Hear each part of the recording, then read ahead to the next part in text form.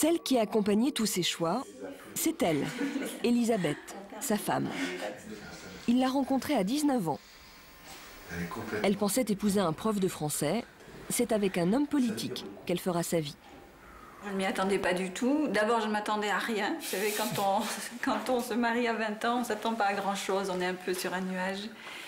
Et puis, non, je savais vraiment qu'il aimait la politique parce que ça a été notre premier sujet de conversation. Ce qui m'a un peu bluffée. Je me suis dit, tiens, ce garçon n'est pas comme les autres. Et après, tout de suite, il a voulu faire de la politique, mais je n'y croyais pas, évidemment. Il n'avait pas de soutien, pas de parti, pas de moyens, pas de réseau. Bon, je me disais que c'était glorieux, mais que ça n'irait pas très loin. Et donc, je n'y faisais pas tellement attention. Et puis, petit à petit, ça s'est formé. Et un jour, je me suis aperçue qu'il fallait vraiment prendre les choses au sérieux. À partir de là, elle prend une décision sur laquelle elle ne reviendra jamais. J'ai toujours choisi de rester en dehors de tout ça parce que moi, franchement, je n'aime pas, non pas la politique, mais je n'aime pas la pratique de la politique. Ça ne correspond pas du tout à mon caractère. Donc, je n'allais pas être l'ombre de mon mari, le suivre, faire ce qu'il voulait faire. Non, j'ai choisi de faire ma vie. Ma vie, elle était rustique. À la campagne, tranquille, avec des marmots, avec des chats, des chiens, des poules, voilà. Ouais, c'était mon projet de vie, entre autres. Ce n'est pas dans les habitudes du couple de se laisser filmer. S'ils nous ont entrouvert la porte de leur intimité, c'est pour une bonne raison. La campagne présidentielle, c'est pas la même chose. Parce que la campagne présidentielle, elle exige, et je crois à juste titre, que les gens sachent vaguement, au moins vaguement, qui est celle ou celui qui va vivre avec le futur président s'ils le choisissent. Parce que pour eux, ça fait partie de la représentation du pays. Donc c'est pas mal de vérifier que... Et ça donne aussi à connaître l'homme un peu mieux. Hein, Ouais. Quel âge il a? 3 mois? Ça te donne de la nostalgie? Pendant longtemps, son image de provinciale et de père de famille nombreuse lui a valu des sarcasmes. Cette fois, elle semble devenue un atout et François Bayrou compte bien s'en servir. Puisqu'il vient du peuple, il va le mettre en avant dans cette campagne et promettre de défendre les petits. Bonjour. Le voici en Bretagne, dans une conserverie de poissons. Pas de grand discours. Donc vous, on a vu, vous. Beaucoup de questions. Je suis à l'encaissage et emboîtage. Moi, je suis Nicole. Je suis venue ici pour compléter ma retraite. On parle des bulletins de salaire? Parce que moi, pour moi, c'est rentable pour moi de gagner 7 € de plus, parce que j'ai fait 2 heures supplémentaires. Quelle amélioration pour vous on pourrait apporter à la situation? Il y a encore 1 mois et demi, lorsque cette scène est tournée, autour de lui, un unique conseiller et très peu de journalistes. Du coup, François Bayrou prend le temps et joue la carte de la convivialité. Venez. Je peux mettre ma main derrière votre dos? Pour moi, un pays, c'est des gens. Alors, ils sont très nombreux, ils sont par millions. Mais il y a plein de moments de vérité. Tout d'un coup, les yeux s'accrochent et où on sait que ce qui passe est juste. Je trouve ça émouvant dans notre, j'allais dire, vocation. La vocation politique, c'est aussi de prendre en charge ce que les gens ont de précieux.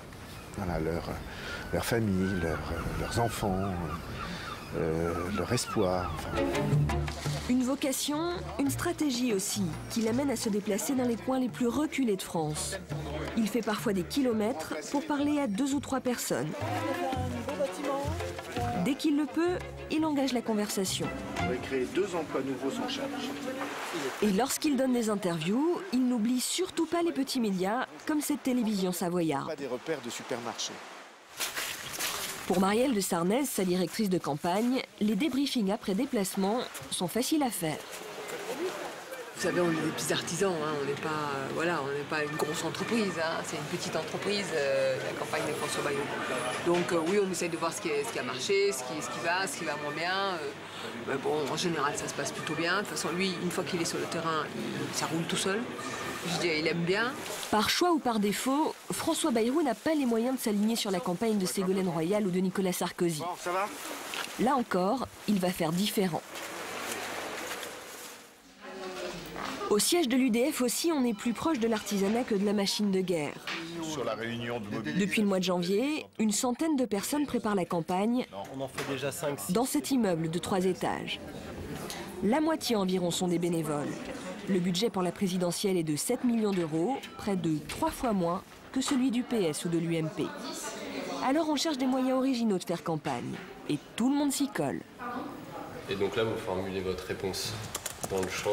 Ce jour-là, François Bayrou participe à un chat avec les lecteurs du Nouvel Observateur et répond en direct à leurs questions. Stratégie ou nécessité?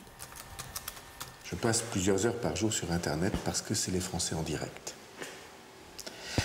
C'est du temps, 2 heures par jour, mais vous avez en direct les réactions, les idées, des analyses parfois très fouillées. Je vais vous dire quelque chose qui ne fera pas plaisir à tout le monde, infiniment meilleur que les études d'un institut de sondage. Et disponible immédiatement, les yeux dans les yeux, si j'ose dire. C'est même un internaute qui a trouvé son slogan pour la présidentielle. La France de toutes nos forces. Et les forces combattantes de François Bayrou, les voici. Ce soir-là, tous prennent la pause pour un grand hebdomadaire. Pas un visage connu, en dehors de celui de Jean-Marie Cavada. Jean-Marie, si vous pouvez vous tourner un peu vers moi, ce serait quand même pas mal. Bayrou les appelle ses bédouins, parce qu'ils ont traversé le désert politique avec lui. Beaucoup d'autres, comme Jean-Louis Borloo ou Philippe Douste-Blazy, ont préféré rejoindre l'UMP. Marielle de Sarnez, sa directrice de campagne, elle, n'a jamais douté. Bon, salon de l'agriculture, pour te parler d'un truc sympa. Tu vas à 5h du matin. Si c'est à 5h du matin, on va avoir les vaches, c'est-à-dire qu'il n'y aura aucun journaliste d'aucune sorte, c'est Ça va être cool. Et après, tu vas, écoute-moi, au salon de la machine agricole. Vous pensez que ça te ferait plaisir pour retrouver tes vieux tracteurs? Exactement. Hein? Tu comprends, on ne peut pas commencer. Toutes les fins de semaine, c'est avec elle qu'il valide son agenda.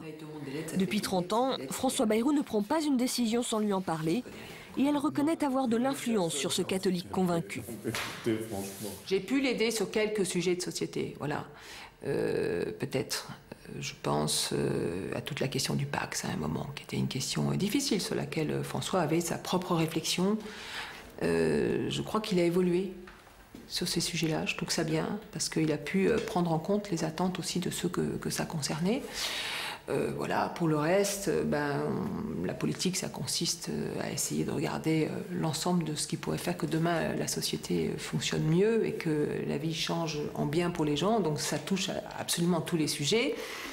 Mais la chance que nous avons, c'est qu'on a un candidat qui a des convictions, les mêmes depuis longtemps, et qui a une cohérence. Mais quelle cohérence!